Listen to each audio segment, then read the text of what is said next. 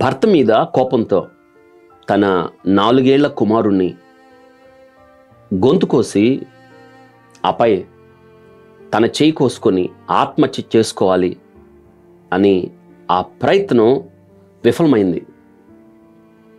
9 మాసాలు మోసి తన చేతులతోనే 4 సంవత్సరాలు బిడ్డను పెంచి అదే చేతులతో బిడ్డను కర్కశంగా చంపేసిన ఆ తల్లి యొక్క పరిస్థితి, ఆ తల్లి యొక్క విషయాలు వింటుంటే గుండె తరుక్కుపోతుంది. ఈ సమాజం ఎటు వెళ్తుందో, ఇంకా ఎటువంటి ఘోరాలకు ఈ సమాజం నిలయమవుతుందో అన్న ఆందోళన కలగక మానదు. నిజంగా ఈమె ఎవరో తెలుసా? 39 సంవత్సరాల Suchana Seth. 100 billion women in artificial ఎథిక్స్లో ఆమె ఒకరిగా నిలవడం, మైండ్ఫుల్ ఆర్టిఫిషియల్ ఇంటెలిజెన్సీ అనే స్టార్టప్ కంపెనీని స్థాపించి బెంగళూరులో ఆ కంపెనీకి తనే సీఈఓగా ఉంది. భర్తతో పొసగక ఆమె విడాకులు పొంది గత కొన్ని సంవత్సరాలుగా భర్త నుండి దూరంగా ఉంది. వారానికి ఒకసారి కుమారుణ్ణి చూడొచ్చు అని కోర్టు ఆ తండ్రికి అవకాశం కల్పించింది. ఈ విషయం ఈ సూచనా సేత్కి ససేమిరా ఇష్టం లేదు. తన తండ్రికి ఈ బిడ్డను చూపించటం, వారానికి ఒకసారి వచ్చి కలవడం ఆమెకు ఎంత మాత్రం ఇష్టం లేదు. ఎలాగైనా ఈ కుమారుడిని చూడటానికి ఆ తండ్రి రాకూడదు, ఈ కుమారుడు ఆ తండ్రితో కలవకూడదు అన్న భయంకరమైన కోపం, ఆవేశం ఆమెను పిచ్చిదానిగా మార్చివేశాయి. తను అమితంగా ప్రేమించే తన కుమారుడు తను ద్వేషిస్తున్న తన భర్తకు దక్కకూడదని, అయితే ఇందుకు ఏం చేయాలి అంటే చంపేయడమే మార్గం అనుకుంది. బెంగళూరులో ఉన్న ఆమె తన కుమారుణ్ణి గోవాకు తీసుకెళ్ళి గోవాలో ఒక అపార్ట్మెంట్ని ఆమె 2-3 దినాలు రెంట్కు తీసుకొని అదే అపార్ట్మెంట్లో ఆ గదిలో బిడ్డను కర్కశంగా చంపేసింది. ఇది ఒక భయానకమైన వార్త. Top 100 billion women in artificial ఎథిక్స్లో టాప్ 100లో ఆమె ఒక్కటిగా చలామణి అవుతుంది. ఒక స్టార్టప్ కంపెనీని ఆర్టిఫిషియల్ ఇంటెలిజెన్స్కి ఆమె సీఈఓగా కొనసాగుతుంది. కృత్రిమ మేధస్సుకు, ఆర్టిఫిషియల్ ఇంటెలిజెన్సీకి నైతిక విలువలు నేర్పే చదువు చదివిన ఈ యొక్క సూచనా సేత్ నైతిక విలువను మరిచి, మానవత్వాన్ని మరిచి కర్కశంగా తన కుమారుణ్ణి చంపి బ్యాగ్లో కుక్కి మళ్ళీ గోవా నుంచి బెంగళూరుకి పయనమవుతున్నప్పుడు ఆమె పట్టుబడిపోయింది. ఎంత విషాదకరమైన వార్త ఇది. తన చేతులతో తన బిడ్డను చంపడం ఎంత కర్కశమైన పనో కదా. తల్లే దయ్యమైతే బిడ్డకు ఉయ్యాల కట్టే చోటేది అన్న సామెత. ఆ సామెత నిజం చేస్తూ తన 4 ఏళ్ల కొడుకు పట్ల నిజంగా ఓ తల్లే దయ్యమైంది. భర్త మీద ఉన్న కోపంతో ఆ పసివాడిని కిరాతకంగా తలపై కొట్టి గొంతు కోసి చంపేసింది. తర్వాత తాను చేయి కోసుకొని చనిపోవడానికి ప్రయత్నించింది. అంతలో ఏమైందో ఏమో కానీ బిడ్డ మృతదేహాన్ని బ్యాగ్లో కుక్కి అక్కడి నుంచి పారిపోయే ప్రయత్నం చేసింది ఈమె సూచనా సేత్. 39 సంవత్సరాలు. 2021 సంవత్సరానికి గాను 100 billion women in artificial intelligence ఎథిక్స్లో ఒకరిగా నిలిచిన Suchana Seth mindful artificial intelligence lab అనే స్టార్టప్ను స్థాపించి దానికి సీఈఓగా వ్యవహరిస్తుంది. పశ్చిమ బెంగాల్కు చెందిన సూచన 2010లో కేరళకు చెందిన వెంకటరామన్ను వివాహం చేసుకుంది. 2019లో వారికి ఒక అబ్బాయి పుట్టాడు. విభేదాలు రావడంతో ఆ దంపతులు 2020లో విడాకులకు దరఖాస్తులు చేశారు. ప్రస్తుతం ఆమె తన కుమారుడితో కలిసి బెంగళూరులో ఉంటుండగా భర్త వెంకటరామన్ జకర్తా ఇండోనేషియాలో ఉంటున్నాడు. కాగా వారి విడాకులు కేసు పరిష్కరిస్తున్న కోర్టు ప్రతి శనివారం తన కుమారుణ్ణి చూసుకొని అతనితో గడిపే అవకాశాన్ని తండ్రికి కల్పించింది. కానీ భర్త మీదున్న కోపంతో సుచన ఆ తీర్పును అంగీకరించలేదు. ఈ క్రమంలోనే ఆమె 4 రోజుల క్రితం అనగా జనవరి 6న కొడుకుతో సహా గోవాకు వచ్చి అక్కడ ఒక సర్వీస్ అపార్ట్మెంట్లో దిగింది. 7వ తేదీ అర్ధరాత్రి 2 గంటల సమయంలో అక్కడ నిర్వహణ బాధ్యతలు చూసే సిబ్బందికి ఫోన్ చేసి తనకు బెంగళూరు వెళ్ళడానికి ట్యాక్సీ ఏర్పాటు చేయాల్సిందిగా కోరింది. అంత దూరం ట్యాక్సీలో వెళ్ళడానికి చాలా సమయం పడుతుందని, పైగా ట్యాక్సీ కన్నా విమానంలో వెళ్తే సురక్షితమని చెప్పినా వినలేదు. దీంతో వారు ఆమెకు ట్యాక్సీ బుక్ చేశారు. ముందు రోజు తన 4 ఏళ్ల కుమారుడితో కలిసి వచ్చిన మహిళ అర్ధరాత్రి సమయంలో కొడుకు తన వెంట లేకుండా బరువైన బ్యాగ్తో బయటికి వెళ్ళడం చూసి ఆ సర్వీస్ అపార్ట్మెంట్ సిబ్బందికి అనుమానం వచ్చింది. పైకెళ్ళి ఆమె బస చేసిన ఫ్లాట్ను శుభ్రం చేస్తుండగా ఒక టవల్పై రక్తపు మరకలు కనిపించాయి. దీంతో వారు పోలీసులకు సమాచారం ఇవ్వడం, పోలీసులు రంగంలోకి దిగడం, తమ వద్ద రికార్డులో ఉన్న ఆమె ఫోన్ నెంబర్ను కూడా పోలీసులకు ఇచ్చారు. పోలీసులు వెంటనే ఆమెకు ఫోన్ చేసి ఆ రక్తపు మరకల గురించి, ఆమె కుమారుడు గురించి ప్రశ్నించారు. దీంతో ఆమె రకరకాల సమాధానాలు, పొంతనలేని సమాధానాలు చెప్పింది. తన కుమారుడు దక్షిణ గోవాలో తన స్నేహితురాలు ఇంట్లో ఉన్నాడని పోలీసులకు తెలిపింది. స్నేహితురాలు చిరునామా అడగ్గా నోటికొచ్చిన అడ్రస్ చెప్పింది. అది పోలీసుల విచారణలో తప్పని తేలింది. దీంతో పోలీసులు సుజన ప్రయాణిస్తున్న టాక్సీ డ్రైవర్ వివరాలు తెలుసుకుని అతనికి ఫోన్ చేశారు. దగ్గరలో ఉన్న పోలీస్ స్టేషన్కు వెళ్ళాలని ఆమెకు అర్థం కాకుండా ఉండేందుకు కొంకణి భాషలో ఆ డ్రైవర్తో పోలీసులు మాట్లాడారు. ఆ డ్రైవర్ తన కారు నేరుగా స్థానిక పోలీస్ స్టేషన్కి పోనిచ్చాడు. అక్కడ పోలీసులు ఆమె లగేజ్ని పరిశీలించగా లోపల కుక్కి ఉన్న బాలుడి మృతదేహం కనిపించింది.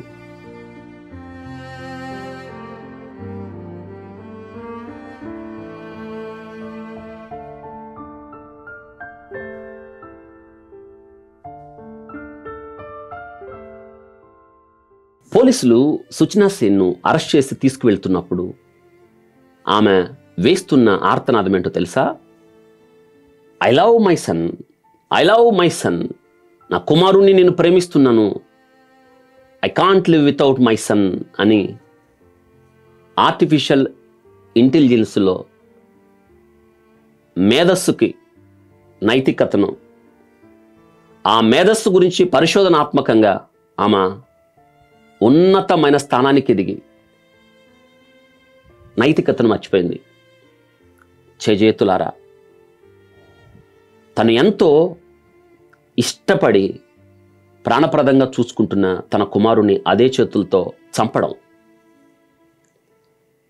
ఆర్టిఫిషియల్ ఇంటెలిజెన్స్ ఒక వ్యక్తిని ఎంత దూరం తీసుకువెళ్తుందో చూసారా? నేటి దినాన మానవాళి దేవుడు తమకిచ్చిన జ్ఞానాన్ని కాకుండా, దానిని వాడకుండా, దానిని ఆచరణలో పెట్టకుండా, దానిని పక్కన పెట్టి కృత్రిమ మేధస్సు వైపు పరుగులు తీయడం ఎంత విచారకరమైన సంగతి ఆలోచించండి. కృత్రిమ మేధస్సులో ఈమె పట్టభద్రురాలు, కానీ ఆర్టిఫిషియల్ ఇంటెలిజెన్సీ ఒక స్టార్టప్ను స్టార్ట్ చేసిందామా 100 బ్రిలియంట్ ఉమెన్లో ఒకటిగా నిలిచింది. కానీ తను నేర్చుకున్న, తను పొందిన మేధస్సు, కృత్రిమ మేధలో ఆమె సాధించిన ఉన్నతమైన స్థితి ఆమెకు నైతికత నేర్పలేదు. చూసారా? మన జ్ఞానం, బుద్ధి మనకి దేవుడు మనలో ఉంచాడే, అది మనకు బాధ్యత నేర్పుతుంది. మనకు మార్గాన్ని నిర్దేశిస్తుంది. దేవుడు మానవునికిచ్చిన జ్ఞానం ముందు, వివేచన ముందు, మానవుల్లో ఉంచిన బుద్ధి ముందు మనుషులు తమ కొరకు వృద్ధి చేసుకొని, మనుషులు తమ కొరకు తయారు చేసుకున్న యాంత్రిక జ్ఞానం, మేధస్సు, ఆర్టిఫిషియల్ ఇంటెలిజెన్సే ఓడిపోయింది. తను చేస్తున్న తప్పని తనకు తెలియాలి కదా. మనసు మొద్దుబారిపోయింది. తనకు దక్కంది, తన కుమారుడు తనకు భర్తే ఆమె, ఆ బిడ్డకు తండ్రే. కానీ ఈ బిడ్డ తన భర్త చేతుల్లోకి వెళ్ళడం, అనగా ఆ బిడ్డ తండ్రి చేతుల్లో గడపడం ఇంత తట్టుకోలేకపోయింది. కృత్రిమ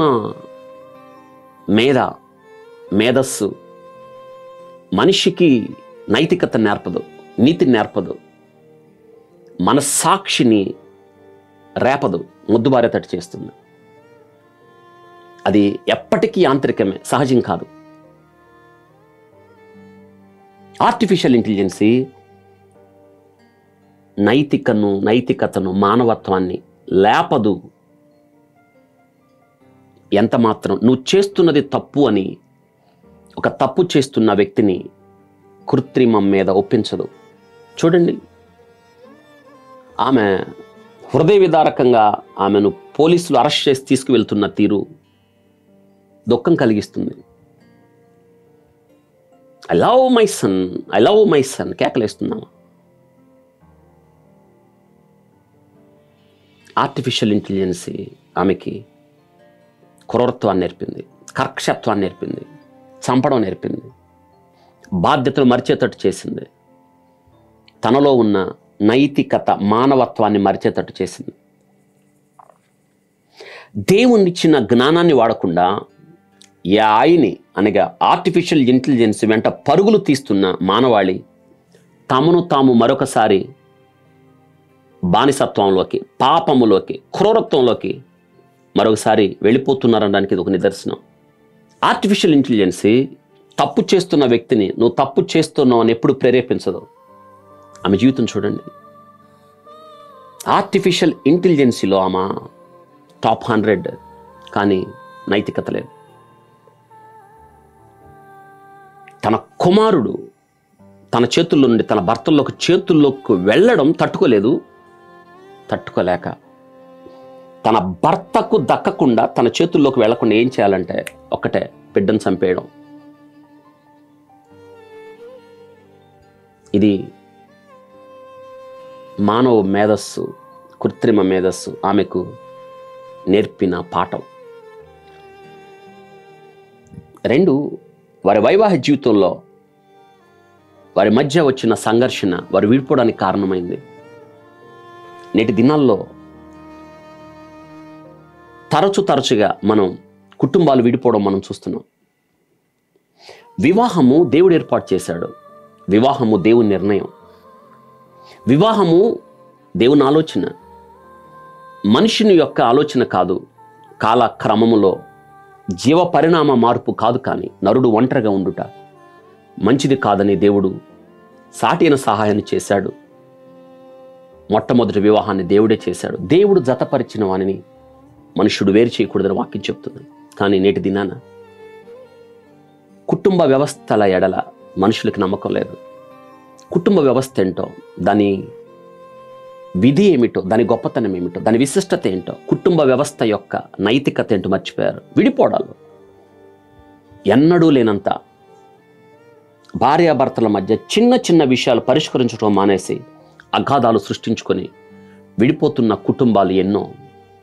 వారి మధ్య ఇటువంటి చిన్నారులు, కుడి ఎడమలు తెలియని వారు, లోకం గురించి ఏం తెలియని వారు, నలిగిపోతూ ప్రాణాలు పోగొట్టుకుంటున్నవారు, దీనికి బాధ్యత ఎవరు? కుటుంబ వ్యవస్థ విలువైంది. చిన్న విషయాలకు విడిపోతే ఎలాగా పరిష్కరించుకోవాలి? మీ ఇద్దరకు ప్రతిరూపంగా దేవుడు మీకు ఇచ్చిన బిడ్డలు ఉన్నారు. వారి సంగతి ఏంటి? వారు ఎవరి నీడలో పెరగాలి? వారి బాధ్యత తల్లిదండ్రుల మీద ఉంది. ఇక్కడ విఫలమైపోయారు. 2 విషయాలు నేను చెప్తున్నాను. దేవుడు మనకు జ్ఞానం ఇచ్చాడు, బుద్ధి ఇచ్చాడు. మనము సరిగా బ్రతకడానికి, జీవించడానికి దేవుడిచ్చిన జ్ఞానమునకు మించి ఏది లేదు. అది మనకు నైతికత నేర్పుతుంది, మానవతను తట్టి లేపుతుంది, మన బాధ్యతను గుర్తు చేస్తుంది. ఎప్పుడైతే మనం దేవుడిచ్చిన జ్ఞానాన్ని వాడకుండా కృత్రిమము వైపు వెళ్ళామో ఇటువంటి అనర్థాలు మరింతగా మానవ జీవితాల్లో చోటు చేసుకుంటాయి. దేవుణ్ణి పక్కన పెట్టేసిన మానవుని యొక్క జీవితానికి ఈమె నిలువెత్తు నిదర్శనం అంటాను నేను. ఇక కుటుంబ వ్యవస్థ చిన్న చిన్న విషయాలకు విడిపోకుండా పరిష్కరించుకోవాలి. Marriage is nothing but union of two forgivers. ఒకరినొకరు క్షమించుకునే ఇద్దరు సముదాయం. క్షమించుకోవాలి, అర్థం చేసుకోవాలి, ఒకరినొకరు ప్రేమించుకోవాలి, క్షమించుకోవాలి, అర్థం చేసుకుని ముందుకు సాగాలి. చిన్న చిన్న విషయాలకు విడిపోతే ఎలా అండి? దేవుడిచ్చిన జ్ఞానం దాన్ని మించింది ఏది లేదు. దేవుడు ఏర్పాటు చేసిన వివాహ వ్యవస్థ దాని నుంచి పక్కకు వచ్చేయకూడదు. ఇప్పుడు ఈమె ఏడ్చి ప్రయోజనం ఏముంది? నా కుమారుడు నాకు కావాలి, ఐ లవ్ మై సన్. ఎక్కడున్నాడు ఆ కుమారుడు? తన చేతులతో చంపేసింది. ఎంత విషాదం, ఎంత దుఃఖం. తిరిగి ఆ కుమారుణ్ణి ఎవరు తీసుకొచ్చి ఇస్తారు ఆమెకి? ఆమె భవిష్యత్తు ఏంటి? జైలు గడపాల్సిందే కదా. ఆమె తర్వాత పయనం ఏమిటి? నిజంగా ఒక విషాదం ఆమె జీవితం. ఇటువంటి జరిగినప్పుడు హెచ్చరిక నుండి మన జీవితాన్ని సరిచేసుకొని దేవుని వాక్యాన్ని తెరసి జీవితాన్ని అర్థం చేసుకొని బుద్ధి జ్ఞాన సర్వసంపదలు క్రీస్తులో ఉన్నాయని గుర్తెరిగి ప్రభువుకు జీవితాన్ని సమర్పించి ముందుకు వెళ్ళి పాడైపోయిన సమాజాన్ని బాగు చేయడానికి మనం ముందుకు సాగుదాం. కొంతన్న మన సమాజానికి మేలు చేద్దాం. ఒక్కరమైన మూర్ఖ జనుల మధ్య మనం దేవుని వాక్యాన్ని చేతపట్టిన జ్యోతులుగా మనం ఉందాం. May God bless you.